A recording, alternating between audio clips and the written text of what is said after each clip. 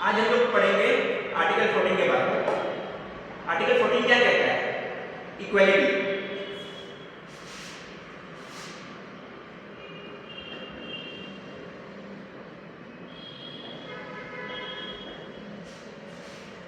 एक बात हमेशा याद रखिएगा कि आर्टिकल 14 जो 2 लाइन की डेफिनेशन है वो इक्वालिटी को अचीव नहीं कर सकती है।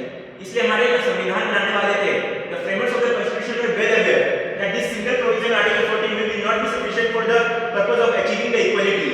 So जब भी हम लोग इक्वालिटी की बात करते हैं आपको हमेशा याद रखना चाहिए आर्टिकल 14 से लेके 18 ये पूरे आर्टिकल इक्वालिटी को डील करता है। ऑल्दो इक्वालिटी वर्ड आपको मिलेगा आर्टिकल 14 में, लेकिन 15, 16, 17, 18 ये पूरे आर्टिकल इक्वालिटी को डील करता है। तो जैसे 15 किस चीज का डील करता है? 15 deals reservation in education, 16 reservation in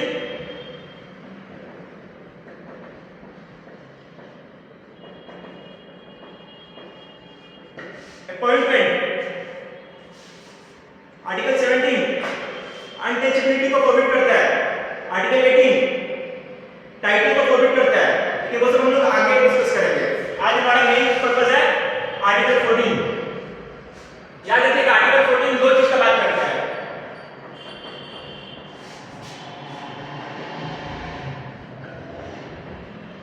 equality before law और इक्वल प्रोटेक्शन ऑफ लॉ।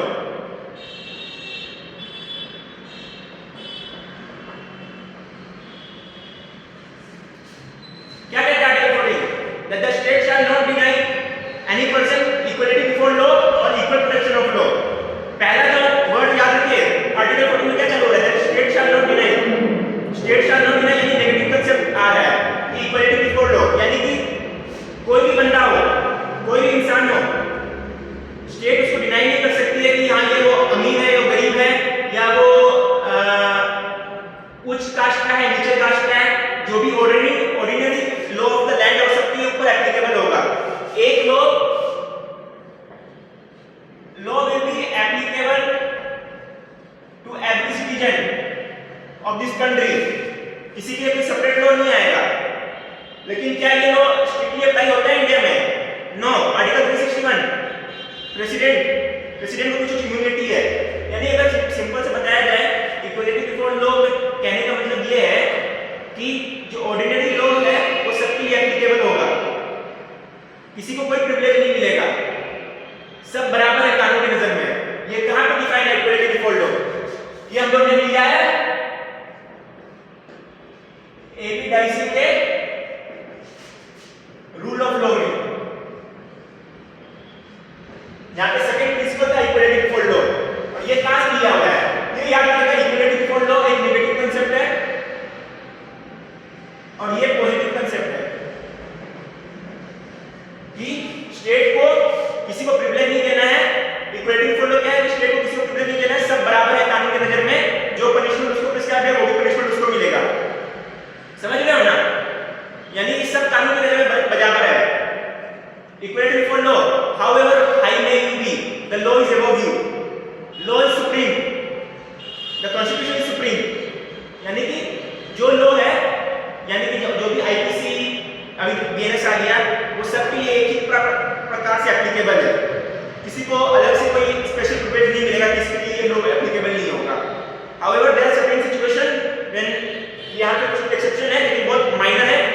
जैसे कि फॉरेन डिप्लोमेट्स हो गए, उनको कुछ एक्सेप्शन मिलता है अरेस्ट केस में, प्रेसिडेंट को अरेस्ट नहीं कर सकते during the course of स्टेन्योर।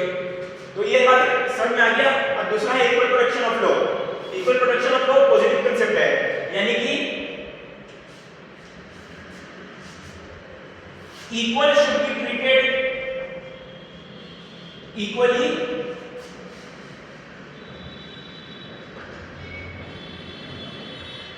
unequal should be treated differently।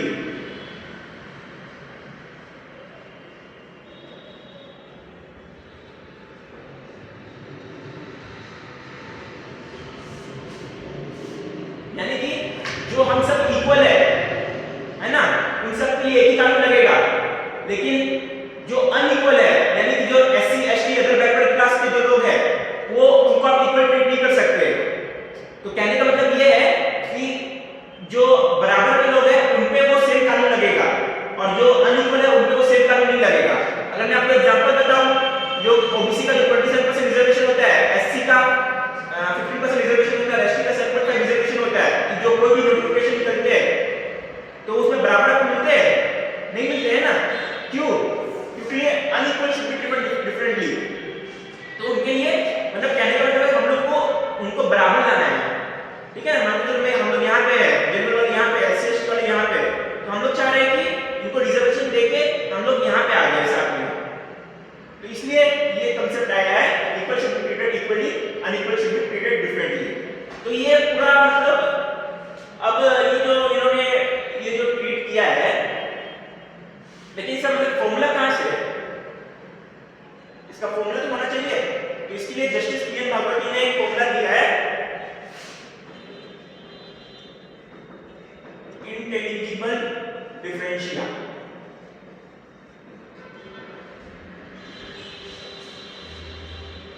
जैसे कि अगर मैं आपको ये बताऊं कि इक्वलिटी बिफोर लॉ और इक्वलिटी बिफोर लॉ यानी किसी को स्पेशल प्रिविलेज नहीं मिलेगा, इक्वलिटी प्रोटेक्शन ऑफ लॉ यानी कि सब एक जो कानून है वो सबके लिए एक प्रकार से नहीं हो सकता है ना, जो अनइक्वल है उनके लिए डिफरेंट सर्कमस्टेंसेस है। कहने का मतलब समझ रहे हो? मेरा कहने का मतलब सिंपल ये है कि जनरल मतलब यही है कि every equal person should be treated equally, लेकिन सब समाज में सबको इक्वल है, समाज में सबको इक्वल नहीं है ना, सबकी सिचुएशन अलग अलग है। तो इसलिए हम लोग ने जो स्टेट है वो रीजनेबल क्लासिफिकेशन कर सकता है। State can do reasonable classification.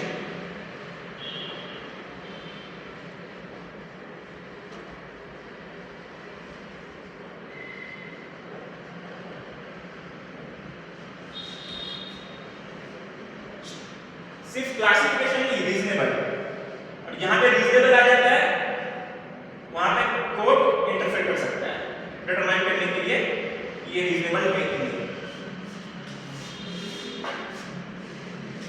अगर मैं आपको अगर अच्छे से समझाना चाहूँ तो जैसे कि आर्टिकल 14 का मतलब कहने का मतलब यही है कि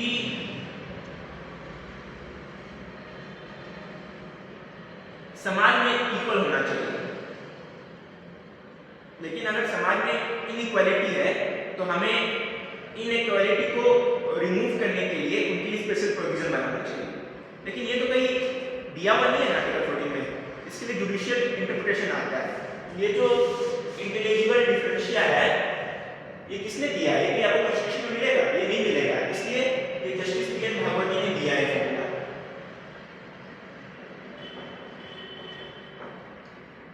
ये फॉर्मूला क्या कहती है कि आप इंटेलिजिबल डिफरेंशिया से वो क्लासिफिकेशन कर सकते हो। जैसे ओबीसी एससी एसटी है, एक आपने क्लासिफिकेशन किया तो कैसे किया? Intelligible differentia.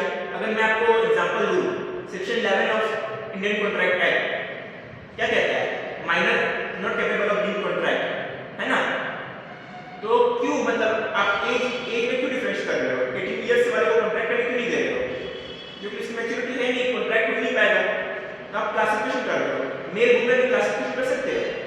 आप बोलोगे नहीं कर सकते, लेकिन यहाँ आप देख लीजिए वुमेन को क्यों रिजर्वेशन है? क्लासिफिकेशन है, रीजनेबल क्लासिफिकेशन है, क्योंकि वुमेन की स्टेटस कम डाउन है, उसको ऊपर करने के लिए रीजनेबल क्लासिफिकेशन कर रहे हैं। समझ रहे हो? इंटेलिजिबल डिफरेंशिया के दो पॉइंट है कि the group which is being treated separately that is apparently different from rest of the society. SC, ST, OBC, they are rest from the society at that point of time. Second thing, there has to be nexus between classification and object of the law. समझ में आ गया? Classification object of law अभी section 11 of Indian contract act का बताया। Minor not able to contract act because उसकी उतनी maturity है नहीं, और ऑब्जेक्ट क्या कहता है कॉन्ट्रैक्ट एक्ट का कि कॉन्ट्रैक्ट मतलब दो रीजनेबल प्रूडेंट मैन को कॉन्ट्रैक्ट होना चाहिए।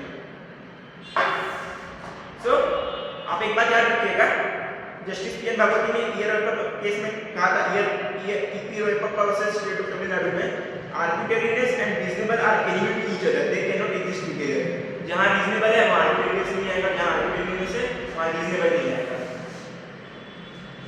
ठीक है, अगर कोई डाउट होगा तो मुझे आप कमेंट सेक्शन में बता सकते हैं।